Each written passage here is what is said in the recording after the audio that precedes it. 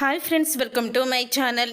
Accident నుంచి సత్యపండుని కాపాడిన దీప సత్యపండు ద్వారా నిజం తెలుసుకొని జోష్నాకి చుక్కలు చూపిస్తున్న దీప నిజంగానే ఇదంతా జరగబోతుందా, అసలు ఏం జరిగింది అనేది ఈ వీడియోలో తెలుసుకుందాం. అంతకంటే ముందుగా ఇప్పటి వరకు మా వీడియోని లైక్ చేయకపోతే వెంటనే లైక్ చేసి ఛానల్ని సబ్స్క్రైబ్ చేసుకొని పక్కనే ఉన్న గంట సింబలపై ఆలని క్లిక్ చేయండి. ఇక జోష్న అయితే దాసు ఎక్కడికి వెళ్ళిపోయాడని కంగారు పడుతూ ఉంటుంది. అప్పుడే ఇక పోలీసులైతే జోష్న కోసం ఇంటికైతే వస్తారు. వచ్చిన తర్వాత ఇక జోష్నాని విచారించాలని పోలీసులు అడుగుతూ ఉంటారు. నా మనవరాల్ని విచారించడానికి కుదరదు అని అంటూ ఉంటాడు శివన్నారాయణ. అప్పుడే ఇక కార్తీక్ అయితే, అదేంటి తాత, మీ మనవరాల్ని విచారిస్తాము అంటే ఎందుకు మీరు భయపడుతున్నారు అని అడుగుతూ ఉంటాడు. కార్తీక్ అయితే, అప్పుడే భయం కాదు, అయినా అసలు దశరథకి బుల్లెట్ తగలడానికి జోష్నాకి కారణమేంట్రా అని అడుగుతూ ఉంటాడు శివన్నారాయణ. ఎందుకంటే జోష్నానే గత్తాత ముందు గన్ను తీసుకువచ్చింది, దీపని రెచ్చగొట్టింది.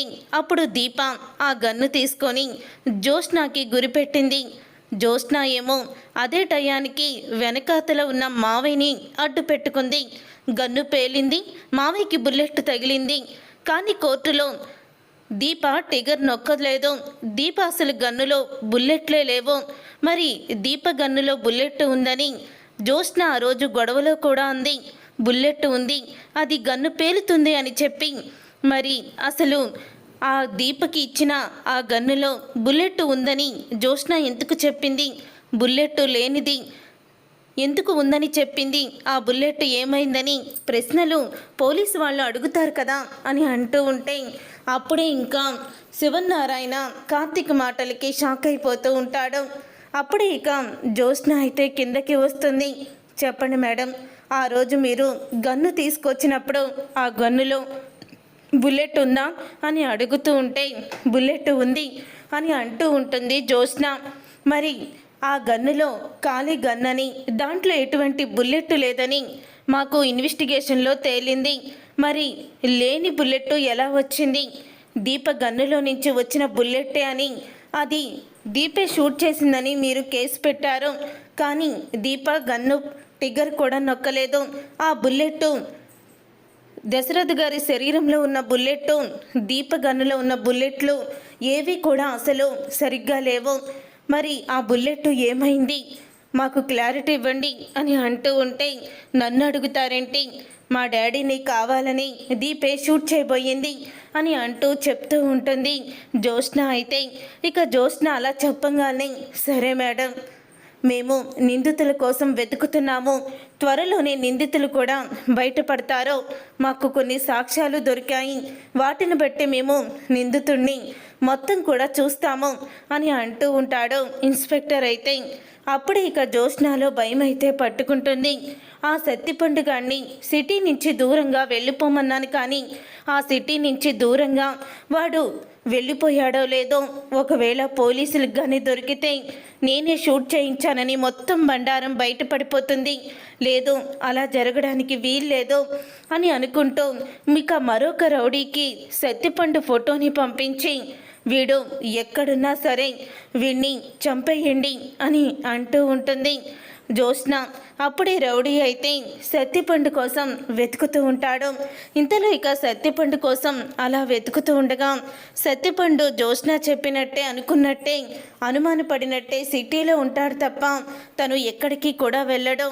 ఒకరోజు సత్తిపండు అయితే బైక్ మీద వస్తూ ఉంటాడు. అదే రోడ్డులో దీప తన కూతుర్ని స్కూల్ నుంచి శౌర్యని తీసుకొని వస్తూ ఉంటుంది. ఇంతలో ఇక రౌడీని జోష్న పంపించింది కదా సత్తిపండుని చంపమని, అతనైతే ఇక సత్తిపండు వస్తున్న బైక్ని కారుతో గుద్దేస్తాడు. జీపు మీద వచ్చి గుద్దేసి అక్కడి నుంచి వెళ్ళిపోతాడు. బలంగా బండిని ఆ జీప్ వచ్చి గుద్దడంతో అప్పుడే పక్కకి వెళ్ళి పడిపోతాడు. సత్తిపండు అయితే పక్కకి వెళ్ళి ఒక పెద్ద రాయి మీద పడడంతో తనకి తలకి గాయమవుతుంది. గాయమయ్యి స్పృహ అయితే కోల్పోతాడు సత్తిపండు స్పృహ కోల్పోవడంతో అప్పుడే ఇక దీప అయితే సత్తిపండుని ఇంటికైతే తీసుకొస్తుంది. అలా ఇంటికి తీసుకొచ్చిన తర్వాత అప్పుడే ఇక సత్యపండుని చూసి ఆ రోజు రమ్య భర్తగా ఇతనే కదా నాటకం ఆడాడు అని అనుకుంటూ ఉంటుంది దీప. ఇంతలో కార్తీక్ అయితే వస్తాడు. దీప ఎవరితను అని అంటూ ఉంటే అది రోడ్డు పక్కన యాక్సిడెంట్ అయ్యి పడున్నాడండి, అందుకని తీసుకొచ్చాను, పాపం తలకి బాగా దెబ్బ తగిలింది అని అంటూ ఉంటుంది దీప. ఇంతలో ఒక కార్తీక్ అయితే డాక్టర్ని పిలిపిస్తాడు. ఆ డాక్టర్ని పిలిపించిన తర్వాత ఇక డాక్టర్ అయితే కట్టుకట్టి ఇక ఇంజెక్షన్ చేసి ఇతను స్పృహలో లేడు, స్పృహలోకి రావడానికి కనీసం ఒక రోజన్నా పడుతుందమ్మా అని అంటూ ఉంటే సరే డాక్టర్, అప్పటి వరకు ఇతను ఇక్కడే ఉంటాడు అని అంటూ ఉంటుంది దీప. కార్తీక్ అయితే సరే దీప, ఈరోజు మరి నువ్వు అక్కడికి రావు కదా అని అంటూ ఉంటే రాని కార్తీక్ బాబు, ఇతనికి స్పృహ రాలేదు కదా, అందులో అత్తయ్య మీ అమ్మగారు కూడా లేరు అని అంటూ ఉంటుంది దీప. సరే దీప, నేనైతే వెళ్తాను అని కార్తీక్ అయితే వెళ్తాడు. అలా కార్తీక్ వెళ్ళిన తర్వాత కార్తీక్తో పాటు దీప రాలేదని జ్యోత్స్న అయితే కార్తీక్ని అడుగుతూ ఉంటుంది. ఏంటి ఈరోజు నీ సగభాగం రాలేదు అని అడుగుతూ ఉంటే అప్పుడే ఇక కార్తీక్ అయితే అంటూ ఉంటాడు, నా సగభాగానికి జాలి గుణ అన్నీ ఎక్కువే కదా, ఎవరికో సేవ చేస్తుందిలే అని అంటూ ఉంటాడు కార్తీక్ అయితే. ఎవరికి అని అనగానే ఇంట్లో ఎవరున్నారు వాళ్ళకి అని అంటూ ఉంటాడు కార్తీక్ అయితే. అంటే అత్తయ్యకో లేకపోతే ఆ అనసూయకో ఎవరికైనా హెల్త్ బాగోను ఉండుండదు, అందుకని దీప రాలేదు అని జ్యోత్స్న అనుకుంటూ ఉంటుంది. తర్వాత రోజు ఇక స్పృహలోకి వస్తాడు సత్యపండు అయితే. స్పృహలోకి వచ్చిన సత్యపండు ఒక్కసారి కళ్ళు తెరిచి చూసేసరికి ఎదురుగా శౌర్య అయితే ఉంటుంది. ఇక శౌర్యని చూస్తాడు సత్యపండు. శౌర్యని చూసి ఎవరమ్మా నువ్వు అని అంటూ ఉంటే అమ్మా మావయ్యకి స్పృహ వచ్చింది, తొందరగా రామ్మా అని అంటూ ఉంటుంది శౌర్య. అప్పుడే ఇక దీప అయితే సత్యపండు దగ్గరికి వస్తుంది. సత్యపండు దీపని చూసి షాక్ అయిపోతూ ఉంటాడు. మీరా అని అంటూ ఉంటాడు. ఇప్పుడు ఎలా ఉంది తమ్ముడు అని అడుగుతూ ఉంటుంది దీప.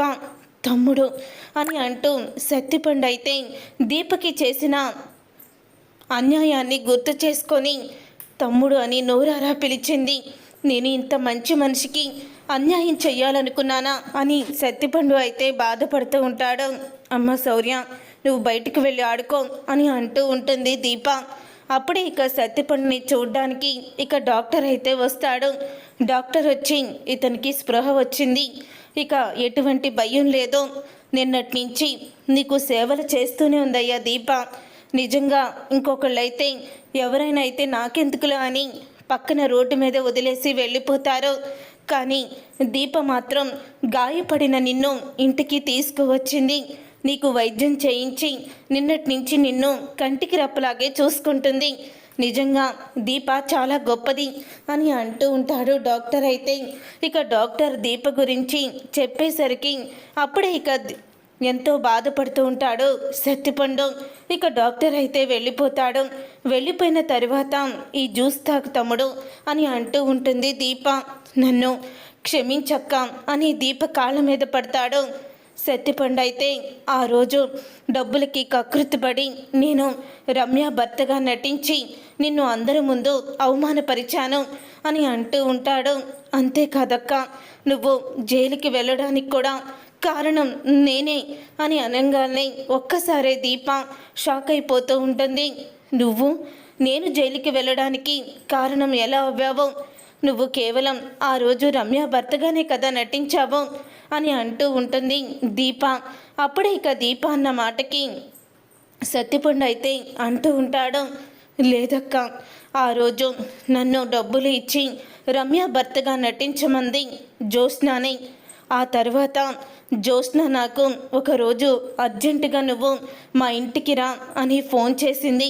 ఫోన్ చేసి వంటగది కిటికీ దగ్గర నుంచి నువ్వు ఒక వ్యక్తిని షూట్ చేయాలి, ఆ వ్యక్తి ఎవరో కాదో మా నాన్నే అని చెప్పింది. అది విని షాక్ అయిపోయాను. కన్న తండ్రిని షూట్ చేయడం ఏంటి అని ఆ రోజు అడిగాను జ్యోత్స్నాని. నువ్వు షూట్ చేయాలి అంతే, నేను చెప్పింది చేస్తే నీకు 10 లక్షలు ఇస్తానంది.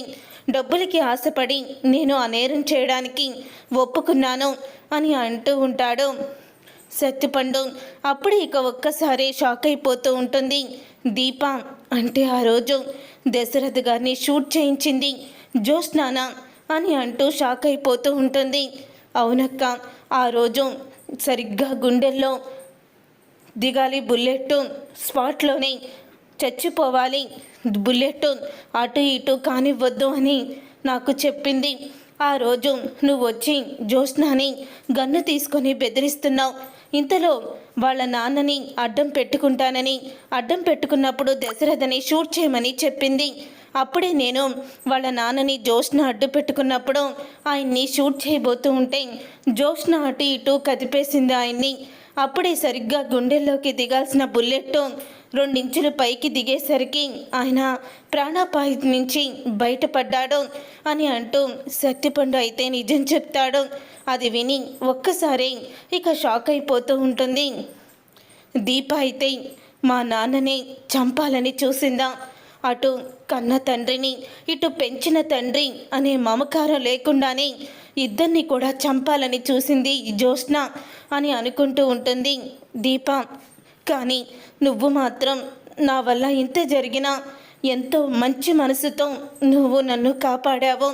నీలాంటి మంచి వ్యక్తికి అన్యాయం చెయ్యాలనుకున్నందుకేనేమో నాకు ఈ యాక్సిడెంట్ జరిగింది అని అంటూ ఉంటాడు సత్యపండు. ఈ విషయం నీకే తెలుసా, ఎవరికైనా తెలుసా అని అంటూ ఉంటే ఎవరికి తెలియదక్క, నాకే తెలుసు అని అంటూ ఉంటాడు సత్యపండు. అప్పుడే సరే, ఇప్పుడు నాకు ఎలాగైతే జరిగింది చెప్పావో అలాగే చెప్పు అని తనైతే వీడియో తీసుకుంటుంది సాక్ష్యం కోసం. అప్పుడే ఇంకా కొన్ని సాక్ష్యాలను తన ఫోన్కి పంపిస్తాడు, వీడియోలను. సత్యపండు అయితే అక్క, ఇవి కూడా నీకు ఉపయోగపడవచ్చు, తీసుకో అక్క వీడియోలు అని అంటూ వీడియోలను పంపిస్తాడు.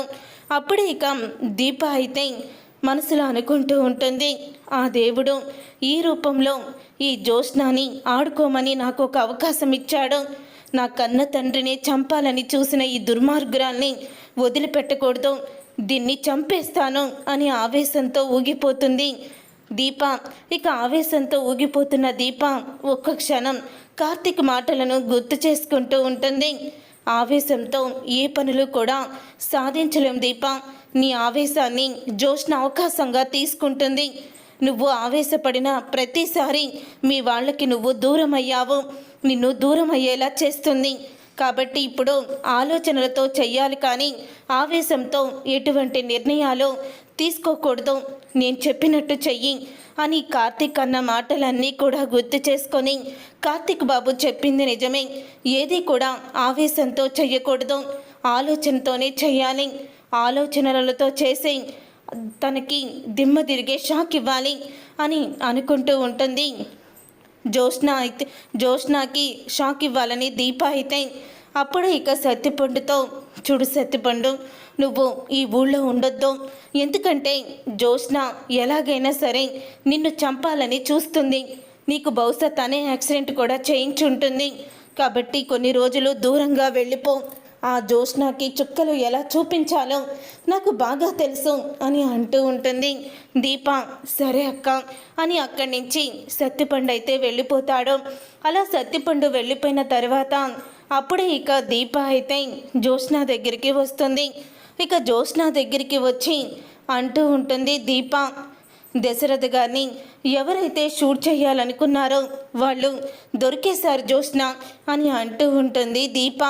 అప్పుడే ఇక జ్యోత్స్న అయితే సత్యపండుని చంపేశానని ఆ రౌడీ ఫోన్ చేసి చెప్పాడు కదా, ఎవరు దొరికాడో, ఎవరు దొరికితే ఎవరు అనుకుంటుందో ఈ దీప అని అనుకుంటూ ఉంటుంది జ్యోత్స్న. దొరికితే నీకే మంచిది కదా దీప, నువ్వు శిక్ష పడకుండా తప్పించుకోవచ్చు. మరి నీకు శిక్ష పడకుండా తప్పించుకోవడానికి అతన్ని నువ్వు కోర్టుకి తీసుకువెళ్ళు అని అంటూ ఉంటుంది జ్యోత్స్న. నువ్వు చెప్పింది నిజమే జ్యోత్స్న, అతనికి శిక్ష పడకపోవచ్చు, నాకు శిక్ష కూడా తప్పిపోవచ్చు, కానీ అతని చేత చేయించింది నువ్వే కదా, మరి నీకే కదా శిక్ష పడేది అని అంటూ షాక్ ఇస్తుంది దీప అయితే.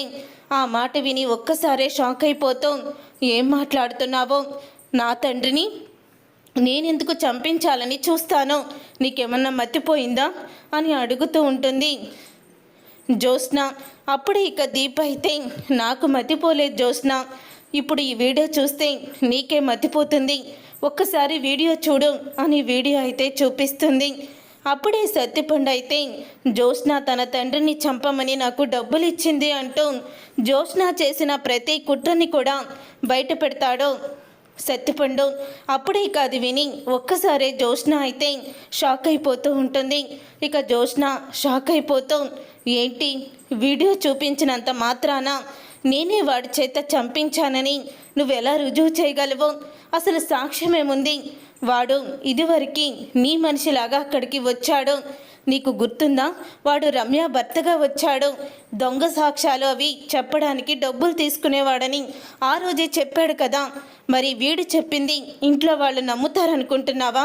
పిచ్చిదానా, ఈ వీడియో పట్టుకొని నన్ను అరెస్ట్ చేయించేద్దామని అని అంటూ ఉంటే, అప్పుడే ఇక దీప అయితే, చూడు జ్యోత్స్న, ఈ వీడియోని బట్టి నేను నీకు శిక్ష విధించలేను, అలాగే నిన్ను అందరి ముందు నేను చేసిన కుట్రని బయట పెట్టలేను, కానీ నా దగ్గర ఇంకా సాక్ష్యాలు ఉన్నాయి.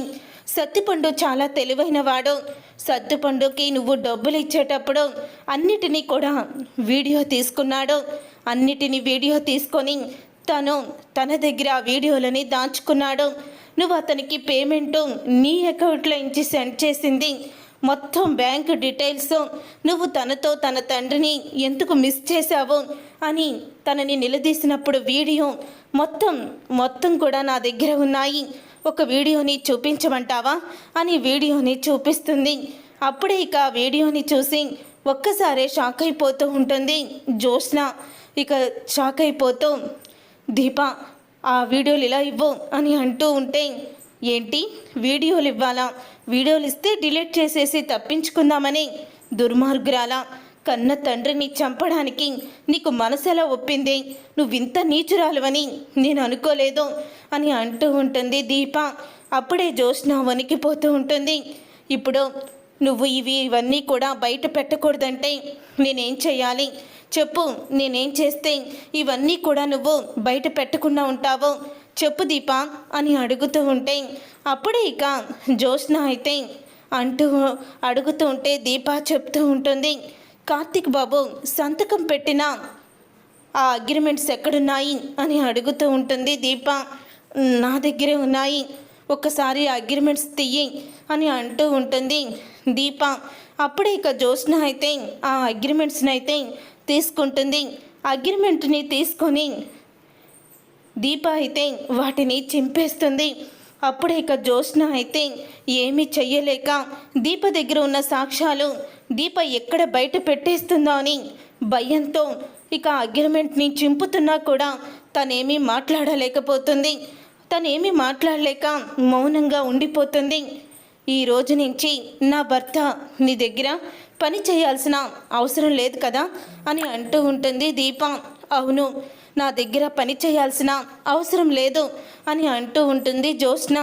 సరే, ఇప్పుడు నేను ఇంటికి వెళ్తున్నాను, నా భర్త ఇక్కడికి పనికి రావాల్సిన అవసరం లేదు, నాకు సత్యరాజు రెస్టారెంట్తో అవసరం కూడా లేదు, పార్ట్నర్షిప్ని క్యాన్సిల్ చేసుకుంటున్నానని నీ నోటితోనే అందరి ముందు బయట పెట్టు అని అంటూ ఉంటే, నేను బయట పెడతాను, మరి ఆ వీడియోలు చెప్పాను కదా, నేను ఆ వీడియోలు పూర్తిగా నిన్ను నమ్మాకే నీ చేతికి ఇస్తానని అలాగే చేస్తాను అని అంటూ ఉంటుంది దీప. అప్పుడే ఇక జ్యోత్స్న అయితే కార్తీక్ రాంగాల్నే అంటూ ఉంటుంది, రేపటి నుంచి నువ్వు ఇక్కడికి రావాల్సిన అవసరం లేదు బావా, నువ్వు రాసిన అగ్రిమెంట్ని చింపేశాను, నువ్వు నీ భార్య ఇక్కడికి రావాల్సిన అవసరం లేదు, అలాగే సత్యరాజు రెస్టారెంట్కి నేను రాజీనామా చేస్తున్నాను, నాకు ఆ షేర్లు కూడా అవసరం లేదు అని జ్యోత్స్న అయితే అంటూ ఉంటుంది. జ్యోత్స్న మాటలు విని ఒక్కసారే పారిజాతం అందరూ కూడా షాక్ అయిపోతూ ఉంటారు. అప్పుడే ఇక కార్తీక్ అయితే, నువ్వేనా ఇలా చెప్పేది అని అంటూ ఉంటే, అవును బావా, నేను ఇలా చెప్తున్నాను అని అంటూ ఉంటుంది జ్యోత్స్న. చూసారుగా ఫ్రెండ్స్, రాబోయే కథలో ఖచ్చితంగా ఇలాగే జరగబోతుంది. మరి జ్యోత్స్నాని వీడియోలు అడ్డం పెట్టుకొని ఒక ఆట ఆడుకుంటున్న దీప మళ్ళీ తన తండ్రిని చంపబోయిన జ్యోత్స్నాకి ఎటువంటి షాక్ ఇవ్వబోతుంది, అసలు ఏం జరగబోతుంది అనేది రాబోయే కథలో తెలుసుకుందాం. ఈ వీడియో మీకు నచ్చితే తప్పకుండా లైక్ చేసి ఛానల్ని సబ్స్క్రైబ్ చేసుకొని పక్కనే ఉన్న గంట సింబలపై ఆల్ అని క్లిక్ చేయండి. అప్పుడే మేము పెట్టే ప్రతి వీడియో మీరు మిస్ కాకుండా చూసేయవచ్చు.